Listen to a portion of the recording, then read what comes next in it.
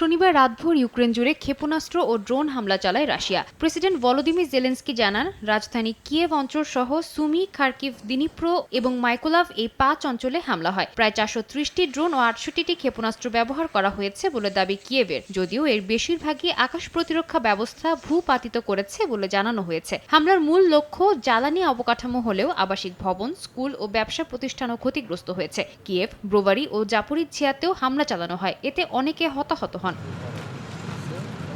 জবাবে রাশিয়ার ড্রোন অভিযান চালায় ইউক্রেন। মস্কোর মেয়র সের্গেই সোবিয়ানিন জানান, রাজধানীমুখী অন্তত 16টি ইউক্রেনীয় ড্রোন আকাশ প্রতিরক্ষা ব্যবস্থা ভূপাতিত করেছে।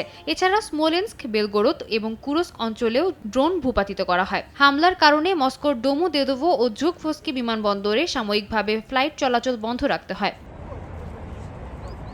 এমন পরিস্থিতিতে রাশিয়ার বিরুদ্ধে নিষেধাজ্ঞা আরও বাড়িয়েছে ইউরোপীয় ইউনিয়ন। কাউন্সিল জানিয়েছে, ইউক্রেন যুদ্ধের সঙ্গে সংশ্লিষ্ট প্রায় 2600 ব্যক্তি ও প্রতিষ্ঠানের ওপর ভ্রমণ নিষেধাজ্ঞা ও সম্পদ জব্দসহ বিভিন্ন পদক্ষেপ আগামী সেপ্টেম্বর পর্যন্ত বাড়ানো হয়েছে। একই সঙ্গে ইইউ কর্মকর্তারা অভিযোগ করেছেন, যুক্তরাষ্ট্রের কিছু নিষেধাজ্ঞা শিথিল হওয়ায় রাশিয়া যুদ্ধ চালানোর সক্ষমতা বাড়তে পারে। সাদিয়া তাসনিম, সময় সংবাদ।